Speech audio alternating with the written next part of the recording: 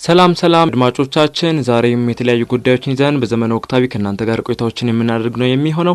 ዛሬ ከምናነሳቸው ጉዳዮች መካከል እንግዲህ ትላንትና የተደረጉ ጨዋታዎች ነበሩ። በተለይ ኒውካስትል ወደ ማሸነፉ የተመለሰበት አጋጣሚ ነበር። ይህን እናነሳለን። በሌሎች ሊጎችም ጨዋታዎች ነበሩ አልፎ እነዚህን ጨዋታዎች እናነሳለን። እንደዚሁ ደግሞ ዛሬ የሚጠበቁ ጨዋታዎች ይኖራሉ። በሻምፒዮንስ ሊጉ በሰከንድ ሌግ በሁለተኛው የደርሶ መልስ ጨዋታ የሚጠበቅ ነው የሚሆነው። ባለፈው ያሸነፉ ክለቦች እንግዲህ የተሻለ ተስፋ ይዘው ዛሬ ወደ ሜዳ የሚገባው ምን ሊፈጠር ይችላል የሚሉ ጉዳዮችን እናነሳለን። የዩናይትዱ የትንሽ ድርሻ ወይንም ባለሀብቱ የዩናይትድ ባለሀብት እንግዲህ ሰር ጂም ራትክሊፍ የተለያዩ ጉዳዮች ላይ ማብራሪያ ሰጥቷል ትላንትና።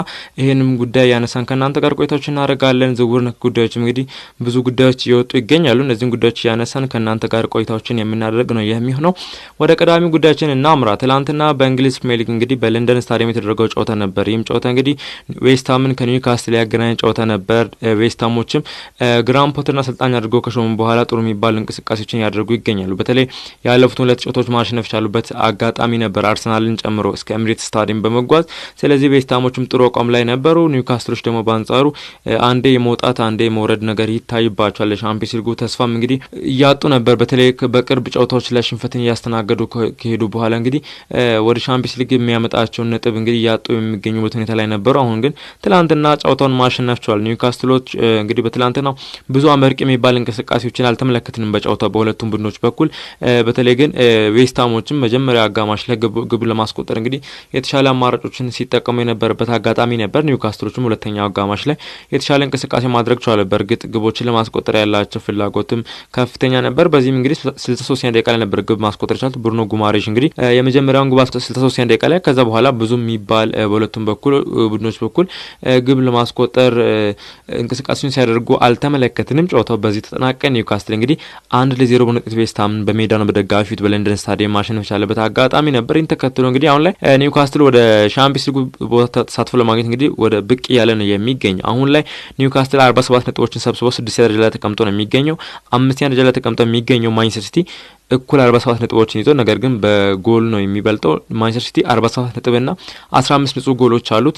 ኒውካስትል ደግሞ 47 ነጥብና 9 ንጹህ ጎሎች ነው ያሉት። ስለዚህ በቀጣይ በአንድ ነጥብ የሚበልጥ ከሆነ ሲቲ በልጦ ወደ ዩሮፓ ሊግ ተሳትፎ ቦታን ያገኛል። ነገር ግን አሁንም የሻምፒዮንስ ሊግ ተሳትፎ ቦታ አላበቃም። ምክንያቱም ኒውካስትል 47 ነጥብ ነው ያለው፣ ማንቸስተር ሲቲ 47 ይዞ 5ኛ ነው ያለው፣ ቼልሲ 49 ነው ያለው እና ስለዚህ በቀጣይ ደግሞ ቼልሲ ከባድ ጨዋታዎችን ይጠብቁታል። ስለዚህ ኒውካስትል ቀጣይ ጨዋታዎችን የሚያሸንፍ ከሆነ ነጥብ በቀጥታ 50 ያደርስና ቼልሲ እና ማንቸስተር ሲቲ ነጥብ የሚጥሉ ከሆነ በቀጥታ ወደ 4ኛ ደረጃ ላይ መምጣት የሚችልበት አጋጣሚ ነው የሚፈጠረው። ስለዚህ ኒውካስትል ትናንትና ማሸነፍ አሁን ላይ ተስፋ የሚሰጠው ጉዳይም ይመስላል። አሁን በቁጥራዊ ደረጃ እስከ አርሰናል ያሉ ክለቦች በቅርብ ናቸው ያሉት። ምክንያቱም ሊቨርፑል ይታወቃል ተነጥሎ ወጥቶ ሄደዋል። አንድ ጨዋታ ትርፍ ተጫውቷል ከሌሎች ክለቦች።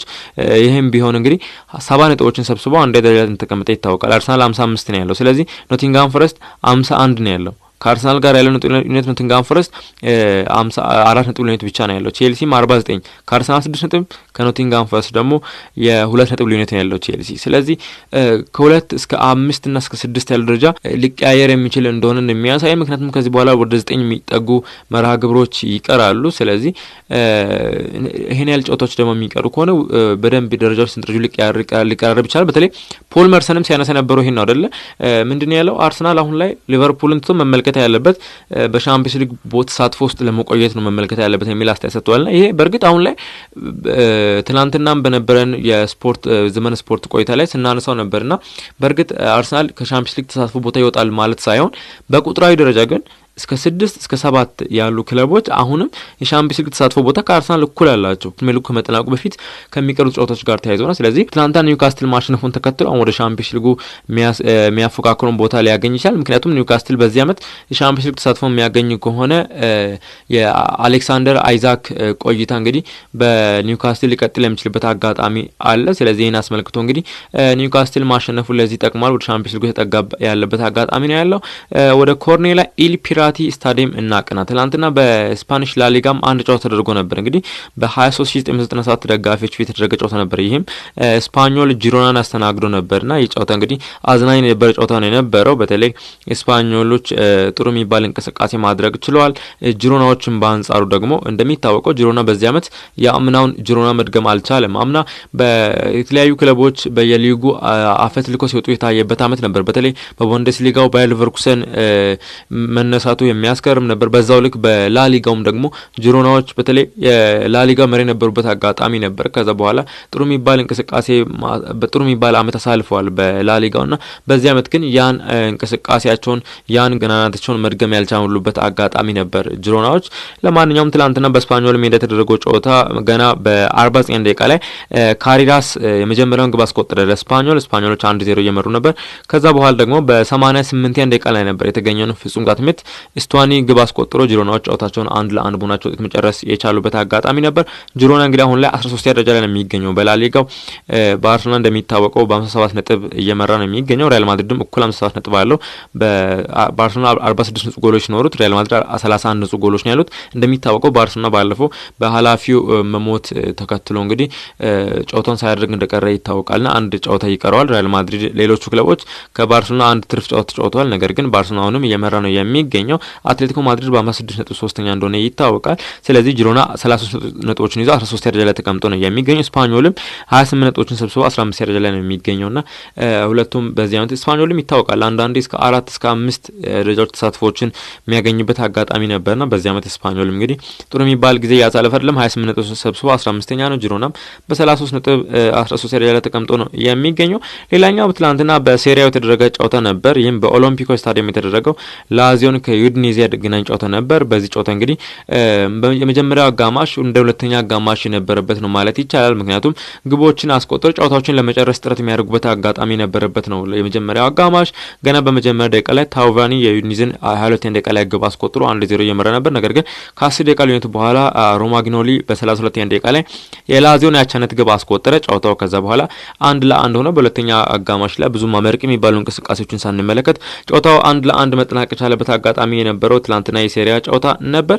ላዚዮ አሁን ላይ እንግዲህ ትላንትና ነጥብ ማግኘቱን ተከትሎ ነጥቡን ወደ 51 በማድረስ እንግዲህ 5ኛ ደረጃ ላይ ተቀምጦ ነው የሚገኘው። በዚህ ዓመት እንግዲህ ላዚዮ ጥሩ የሚባል እንቅስቃሴዎችን እያደረገ ነው የሚገኘው።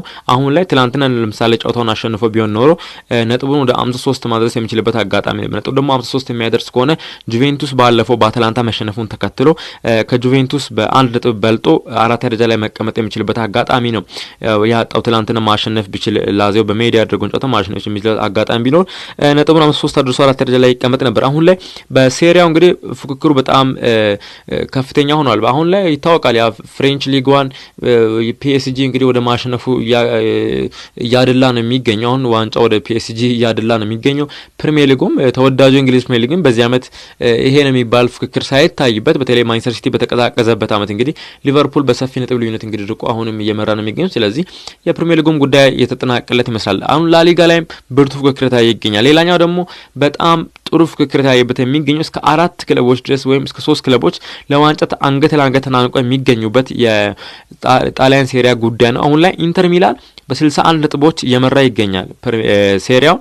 ከዛ ደግሞ ናፖሊ በ60 ነጥብ ይከተላል። በአንድ ነጥብ ዝቅ ብሎ ነው የሚከተለው ናፖሊ። ሶስተኛ ደረጃ ላይ የሚገኘው አታላንታ ነው 58 ነጥቦች አሉት። አሁንም ከናፖሊ የ2 ነጥብ ልዩነት ከኢንተር ሚላን ደግሞ የ3 ነጥብ ልዩነት ነው አታላንታ ያለው። ጁቬንቱስ ነው ትንሽ ራቅ ያለው 52 ነጥቦች አሉት።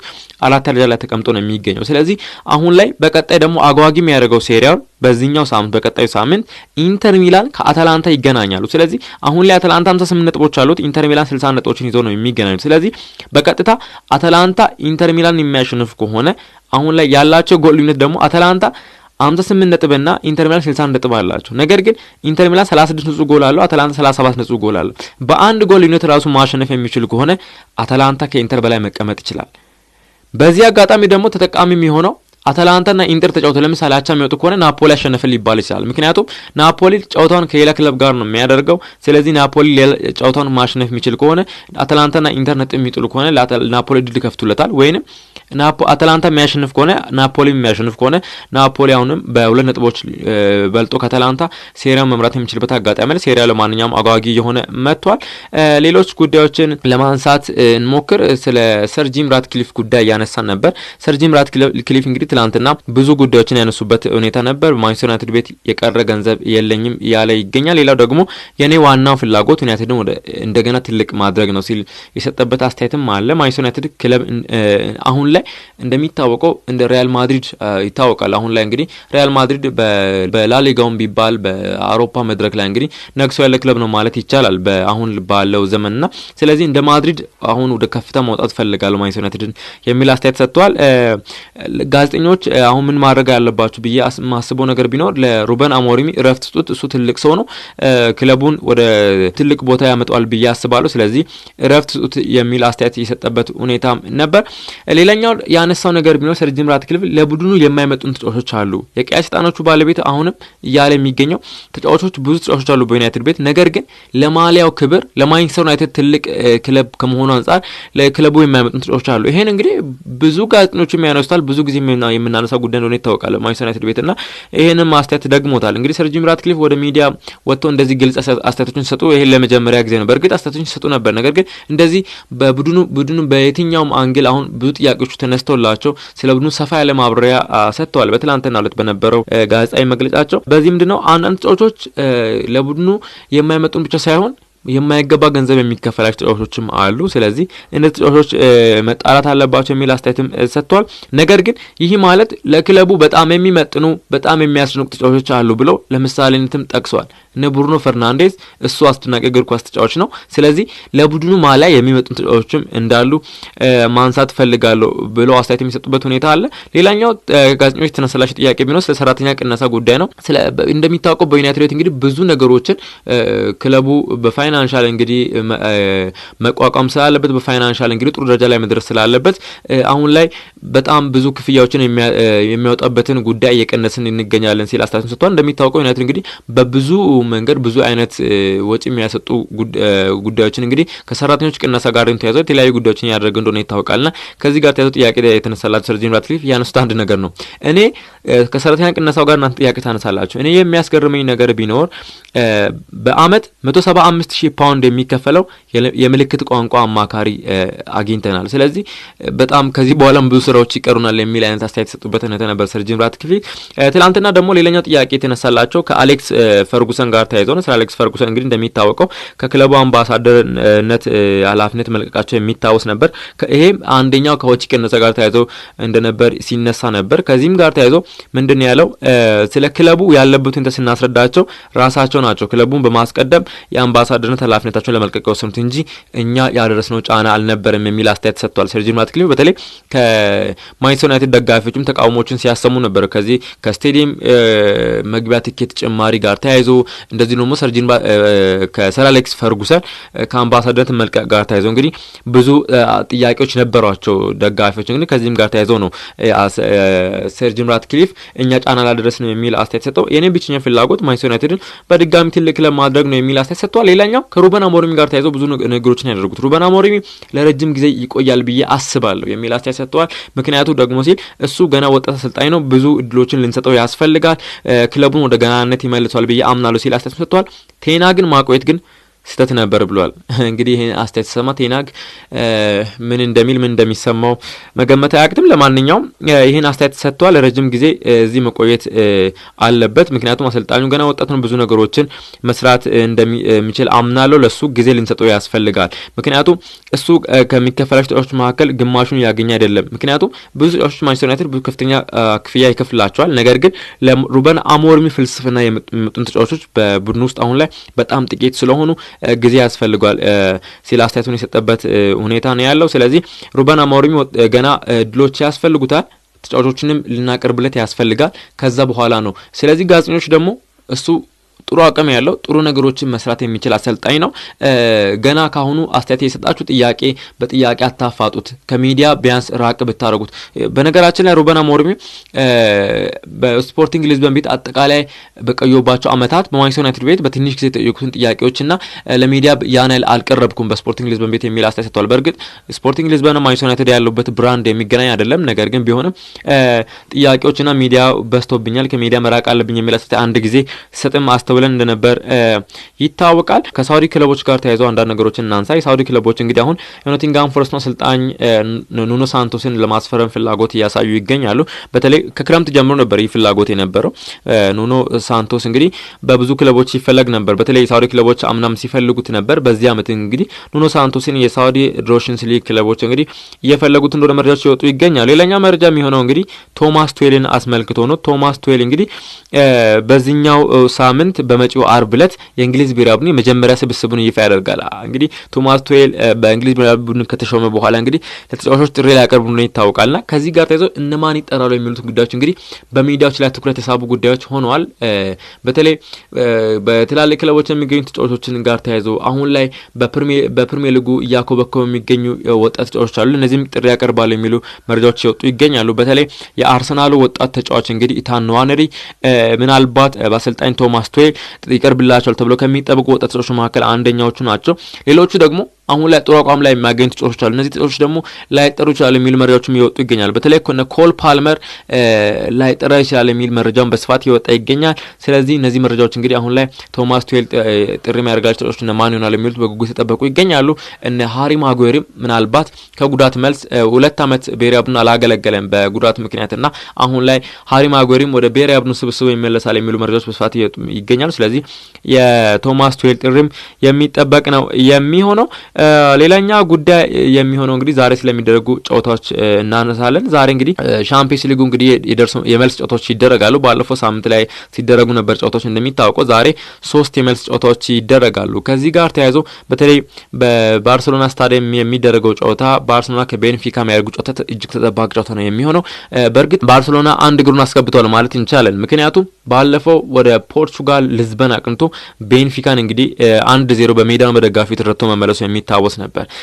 ምክንያቱ ደግሞ እንደሚታወቀው አንድ ተጫዋች በቀይ ካርድ ወጥቶበት ገና ኩባርሲን ገና በ22 ደቂቃ ነበር በቀይ ካርድ ማጣት ይቻላል ባለፈው ሳምንት ላይ በተደረገው ጨዋታ ባርሴሎና። ስለዚህ ተከላክሎ ነጥቡን ይዞ መጣት ይቻላልበት አጋጣሚ በተለይ ሃንስ ፍሊክ የተጠቀሙበት ስትራቴጂ በጣም የሚያስደንቅ ነው ማለት ይቻላል። ምክንያቱም ከመሃል ኩባርሲ በቀይ ካርድ ሲያጡ ከመሃል ሜዳ ኦልሞን አስጡትና ሮናልዶ አራሆ ነው ተክቶ ያስገቡት። ሮናልዶ አራሆ በባህሪው ተከላካይ ተጫዋች ሆኖ ነገር ግን ኳሶችን እድሎችን ክሬት የሚያደርግ ኳሶችን ድሪብል እያደረገ ወደ መሃል እስከ ቦክስ ድረስ እየገፋ የሚወጡ ተጫዋች እንደሆነ ይታወቃልና ይህን ስትራቴጂ በመጠቀም እንግዲህ ሃንስ ፍሊክ ነጥብ ይዞ መጣት ይቻላልበት አጋጣሚ ነው። 1-0 በራፊና ጎል አሸንፈው መመለሳቸው የሚታወስ ነበር። ዛሬ ግን በሙሉ ተጫዋች ነው የሚያደርጉት። ስለዚህ በሜዳቸው የሚያደርጉትን ጨዋታ ያሸንፋል ተብሎ ነው የሚጠበቀው። እንደውም ቀለል አድርጎ ያሸንፋሉ የሚሉ አስተያየቶች በስፋት የተነገሩ ነው የሚገኙት። ባርሴሎና ዛሬ ከቤንፊካ የሚያደርጉት ጨዋታ ይጠበቃል። ነገር ግን ቅድመ ግምቱም ተሰጥቶ የሚገኘው ለባርሴሎና ነው። ሌላኛው ጨዋታ ተጠባቂ የሚያደርገው እንግዲህ ባየር ሌቨርኩሰን ከባየር ሙኒክ የሚያደርጉት ጨዋታ ነው። እንግዲህ የመጀመሪያውን ጨዋታ እንደሚታወቀው ቀለል አድርጎ ነው ማሸነፍ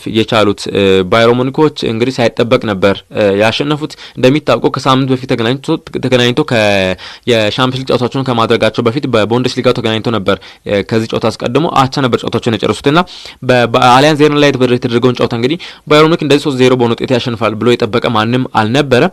ስለዚህ ጨዋታውን ባለፈው እንግዲህ በእርግጥ 2-0 ከተመሩ በኋላ በቀይ ካርድ አንድ ተጫዋቹን ማጣታቸው የሚታወስ ነበር። ሊቨርኩሰኖች ዛሬ ላይ የሚደረገው ጨዋታ እንግዲህ ይጠበቃል 3-0 ይቀለብሱታል የሚለው ሌላኛው ጥያቄ ነው። ሌላኛው ነገር ዛሬ በባየር ሌቨርኩሰን በኩል ወሳኝ ተጫዋቾችን ሳይዙ ነው ወደ ሜዳ የሚገቡት። ፍሎሪያን ቪርዝ እንግዲህ ዛሬ አይሰለፍም በሊቨርኩሰን በኩል። ስለዚህ የቪርዝ አለመኖር እንግዲህ ዛሬ ጨዋታውን ትንሽ ላይከብድባቸው ይችላል። ስለዚህ ጀርመናዊን ተጫዋች ማጣት እንግዲህ ለ4 ሳምንታት ያህል ነው ከሜዳ የሚርቀው። ስለዚህ በተለይ በቡንደስሊጋው ችግር የለውም። በቡንደስሊጋው ቢሆን ነጥብ ጥሏል በዚህኛው ሳምንት። የሚያስገርመው ነገር ሊቨርኩሰንም ዶርትመንድም ሙኒክም ሽንፈትን አስተናግዷል በዚህኛው ሳምንትና ስለዚህ ከሽንፈት መልስ ነው ጨዋታቸውን የሚያደርጉት።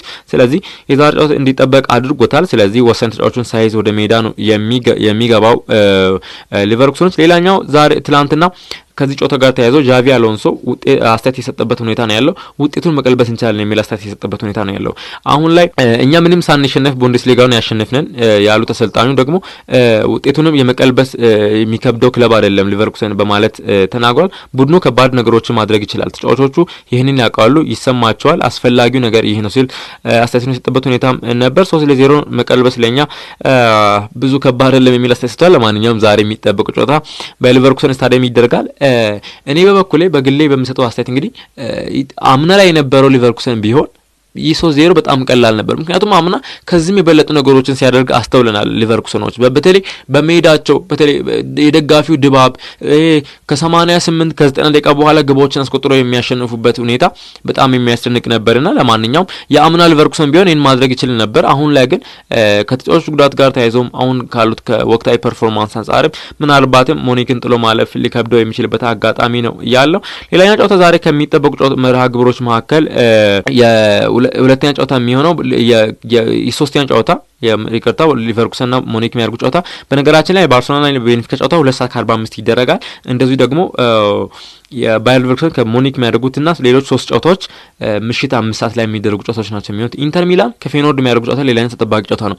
ኢንተር ሚላን ወደ ፌኖርድ አቅንቶ እንግዲህ 2-0 አሸንፎ መመለሱ የሚታወስ ነበር። ዛሬ ደግሞ በጁሴፔ ሚያዛ ስታዲየም በሜዳና በደጋፊ ፊት ነው የሚያደርገው ኢንተር ሚላን። ስለዚህ ኢንተር ሚላንም እንደ ባርሴሎና ሁሉ አንድ እግር ነው ያስገባበት አጋጣሚ ነው ያለው። በእርግጥ ሙኒክም በሜዳው አሸንፎ ስለሄደ ምናልባት ይሄ እግር ኳስ ነው በሚባል ደረጃ ከተጠበቀ እንጂ ሊቨርኩሰን ቀልብሶ ላይ ያልፍ ይችላል። ስለዚህ ባርሴሎናም ከፍተኛ እድል አለው፣ ሙኒክም ከፍተኛ እድል አለው፣ ኢንተር ሚላንም ጨምሮ ከፍተኛ እድል አለው። 2-0 በሜዳው በፌኖርድ ሜዳ ላይ አሸንፎ መጥቷል። ስለዚህ ዛሬ ኢንተር ሚላን ጨዋታው የሚያደርገው በሜዳውና በደጋፊ ፊት ነው። ስለዚህ ኢንተር ሚላንም የተሻለ እድል አለው። ፌኖርድ እንደሚታወቀው የሌላኛውን የሴሪያውን ክለብ ኤሲ ሚላንን ጥሎ እንዳለፈ ይታወቃልና ስለዚህ ኢንተር ሚላን ምናልባት በሜዳው ሊፈተን ይችላል፣ ምናልባት እግር ኳስ ስለሆነ እንጂ ኢንተር ሚላን 2-0 አግሪጌት ውጤት ይዞ ነው የሚገባው። ሌላኛው ዛሬ ተጠባቂ ጨዋታ የሚሆነው ሊቨርፑል ከፓሪስ ሴንት ጀርመን የሚያደርጉት የአንፊልድ ሮዱ ትንቅንቅ ነው የሚሆነው።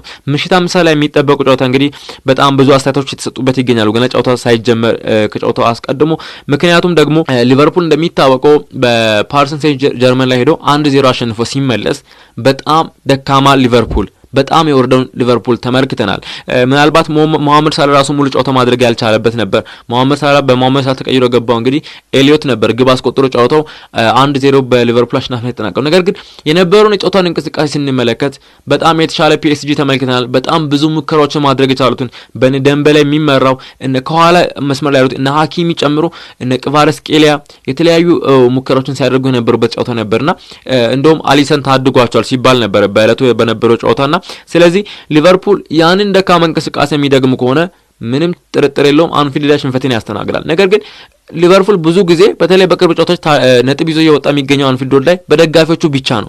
በጣም ደጋፊዎች ይታወቃል፣ ያ ነበልባል ነው አንፊልድ ሮድ ስታዲየም ላይ መጫወት እንግዲህ ደጋፊዎቹ በጣም ኃይለኛ እሳት እንደሚሆን ይታወቃል ለተቃራኒ ክለብ ሜዳው በደጋፊዎቹ ምክንያትና ስለዚህ ያን ተጠቅሞ ነው ያሸነፈ የሚገኘው። በተለይ በቅርብ ጨዋታዎች ፕሪሚየር ሊጉ ላይ ወልቭስን ካሸነፈበት ጨዋታ ጀምሮ ሊቨርፑል አመርቂ እንቅስቃሴዎችን ሲያደርግ ነው ያሸነፈ የሚገኘው አንፊልድ ሮድ ላይ ጨምሮና ስለዚህ ዛሬ ላይ ደካማ እንቅስቃሴ የሚያሳይ ከሆነ ፒኤስጂዎች እጅ አይሰጡም ተብሎ ይጠበቃል። ፒኤስጂዎች ከአንድ ጎል በላይ አስቆጥሮ ሊያሸንፍ የሚችልበት አጋጣሚ ምክንያቱም ወቅታዊ ፐርፎርማንስ ካይን ፒኤስጂ ግቦችን ያስቆጠሩ ነው ቀላል አድርጎ ጨዋታዎችን ያሸነፉ ነው የሚገኙትና ስለዚህ ይህ እንግዲህ ለፒኤስጂ ትልቅ እድል ይሰጣል ተብሎ ይጠበቃል። ጨዋታውን እንግዲህ ቀላል አድርጎ ሊያሸንፍ የሚችልበት አጋጣሚ አለ። ነገር ግን ሊቨርፑል በዚህ ዓመት ቻምፒየንስ ሊግ ዋንጫውን ይፈልጉታል። እነ መሐመድ ሳላ በባላንዶር መሞሸር ይፈልጋሉ። ስለዚህ ይህ የሚሆን ከሆነ በቻምፒየንስ ሊግ ደግሞ ሊቨርፑል ወይ ሻምፒዮን መሆን ወይ ደግሞ ገፍቶ መሄድ አለበት። ስለዚህ ሊቨርፑል የምትቻለው ሁሉ ነው የሚያደርገው። ስለዚህ ፒኤስጂዎችም ዛሬ ጨዋታውን ቀልብሶ ለማለፍ ጥረት ያደርጋሉ። ፒኤስጂ ስታፍ የተሰጠ የሚገኝ አስተያየት አለ። አሁን ላይ በፒኤስጂ ቤት የሚገኝ ማን ተጫዋቾችን ጨምሮ ደጋፊዎችን ጨምሮ የትኛውም ስታፍ አንድ ነገር ነው የሚያውቀው። ይህም እንግዲህ አንፊልድ ላይ ሄዶ ሊቨርፑልን ጥሎ እንደሚያልፍ እርግጠኞች ነን የሚል አስተያየቶች የተሰጡ ስለሆነ ጨዋታው ከባድ ትንቅንቅ ይሆናል ተብሎ ይጠበቃል። በተለይ የፊት መስመር ተጫዋች ከናፖሊ ወደ ፒኤስጂ አቅንቶ ጥሩ ጊዜ ያሳለፈ የሚገኘው ክቫራትስኬሊያ አስተያየቶችን ሲሰጥ ነበር። አሁን ላይ ለማሸነፍ ነው የምንገባው። ሁለቱም ቡድኖች ተቀራራቢ ናቸው። ነገር ግን እኛ እዚህ ያለነው ለማሸነፍ ነው። በለመድነው በራሳችን መንገድ እንጫወታለን፣ ጨዋታውንም እናሸንፋለን። የመጀመሪያው ሽንፈት ያበሳጭ ነበር ነበር። ነገር ግን ዛሬ በሚደረገው ጨዋታ ላይ ማሸነፍ እንችላለን ያለን አቅም ደግሞ ለዓለም ማሳየት እንፈልጋለን የሚል አስተያየት ሰጥቷል። ስለዚህ ነገ አስፈላጊው ነገር የቻልኩትን ሁሉ ማድረግና ጨዋታውን ማሸነፍ ነው ሲል ቅቫርስኬሊያ የሰጠው አስተያየት ነበር። ስለዚህ ይህ ጨዋታ እንግዲህ ከባድ ነው። ገና ብዙ ነገሮች የተባሉ ይገኛሉ ከጨዋታው አስቀድሞና ዛሬ ምሽት 5 ሰዓት የሚደረገው ሊቨርፑልን በአንፊልድ ከፒኤስጂ የሚያገናኘው የሰከንድ ሌግ ጨዋታ እጅግ ተጠባቂ ጨዋታ ነው የሚሆነው። ከዚህ በመቀጠል እንግዲህ ዝውውር ነክ ጉዳዮችን ለማንሳት እንሞክር ባሉን ጥቂት ደቂቃዎች እንግዲህ ቼልሲዎች እንግዲህ ተጫዋች ለማስፈረም እያሰቡ ይገኛሉ። በክረምቱ ዝውውር በማንቸስተር ዩናይትድ ቤት እንግዲህ ጥሩ ጊዜ ያሳለፈ የሚገኘው 19 ዓመቱን ኮቤ ማይኖ በተለይ በጥር ዝውውርም ከዚህ ተጫዋች ጋር ተያይዞ ስማቸው ሲያያዝ ነበር። እንግዲህ አሁን ላይ ተጫዋቹን ማስፈረም ይፈልጋሉ። ምክንያቱ ደግሞ አሁን በቤልጂየማዊው የመሃል ሜዳ ተጫዋች ሮሜዮ ላቪያ ላይ በ21 ዓመት ተጫዋች ላይ ብዙ እምነት የላቸውም የሚሉ መረጃዎች ሲወጡ ይገኛሉ። ስለዚህ ኮቤ ማይኖን በሱ ምትክ ለማስፈረምም እያሰቡ እንደሚገኝ መረጃዎች ሲወጡ ይገኛሉ። ኤሲ ሚላን እንግዲህ አሁን ላይ በክረምት ዝውውር የክሪስታል ፓላሱን የግራ መስመር ተጫዋች ትሪክ ሚሼልን ለማስፈረም ጥረት እንደሚያደርጉ መረጃዎች ሲወጡ ይገኛል። 25 ዓመት ላይ የሚገኘው ይህ ተጫዋች እንግዲህ ምናልባትም በክረምቱ ዝውውር የፈረንሳዊውን የግራ መስመር ተጫዋች ቲዮ ኤርናንዴዝ 27 ዓመት ላይ የሚገኘው ተጫዋች ሊያጡ የሚችልበት አጋጣሚ አለ። በሱ ምትክ ደግሞ ትሪክ ሚሼልን ከክሪስታል ፓላስ ለማስፈረም ሀሳብ እንዳላቸው መረጃዎች እየወጡ ይገኛሉ። ማንቸስተር ሲቲ የቀድሞ እንግሊዝ ብሔራዊ ቡድን የመሃል ሜዳ ተጫዋች የሆነው ካልቪን ፊሊፕስን 29 ዓመቱ ላይ የሚገኘውን ወደ ሊድስ ሊመልሱ እያሰቡ እንደሆነ መረጃዎች እየወጡ ይገኛሉ። አሁን ላይ እንግዲህ የሊድስ ተጫዋች ነበር። አሁን ላይ ደግሞ በውሰት ውል ኢፕስዊች ቤት ነው የሚገኘው ተጫዋቹ። ስለዚህ ምናልባትም ሲቲዎች ወደ ክለቡ ለመመለስ እንግዲህ ያሰቡ እንደሆነ መረጃዎች እየወጡ ይገኛሉ። ሌላኛው መረጃ የሚሆነው እንግዲህ ማንቸስተር ሲቲ አሁንም የተከታተሉ ይገኛሉ። በተለይ በሪያል ማድሪድ ቤት አሁን ላይ ጥሩ ጊዜ ያሳለፈ የሚገኘው 22 ዓመት ተጫዋች ኤድዋርዶ ካማቪንጋን እንግዲህ በጥብቅ የተከታተሉ እንደሆነ መረጃዎች ይወጡ ይገኛሉ። ታዲያስ ካማቪንጋ ከሪያል ማድሪድ ማንቸስተር ሲቲን መርጦ ይመጣል ወይስ የሚለው ሌላኛው ጥያቄ ነው የሚሆነው። አሁን ላይ አርሰናል የኒውካስል ተጫዋች የተመለከቱ ነው የሚገኙት። ብሩኖ ጉማሬሽን 27 ዓመቱ ላይ የሚገኘውን ይህ ብራዚላዊ የመሃል ሜዳ ሞተር የሆነውን ብሩኖ ጉማሬሽን እየተመለከቱ ይገኛሉ አርሰናሎች። እንደሚታወቀው ቶማስ ፓርቴን በክረምቱ ዝውውር የሚያጡ ነው የሚሆነው። ከዚህ ጋር ተያይዞ እንግዲህ በብዙ አማራጮችን ያሰቡ ይገኛሉ። ቶማስ ፓርቴን ለመተካት አንደኛው አማራጭ እንግዲህ ብሩኖ ጉማሬሽ ስለመሆኑ መረጃዎች ይወጡ ይገኛሉ። አሁን ላይ ማንቸስተር ዩናይትድ እንግዲህ 20 ዓመቱን የፖርቶን ተጫዋች የተመለከተ ነው የሚገኘው። ስፔናዊውን የፊትም ተጫዋች በፖርቶ ቤት የሚገኘውን እንግዲህ ሳሙ አጎሃን ለማስፈረም እያሰቡ ይገኛሉ።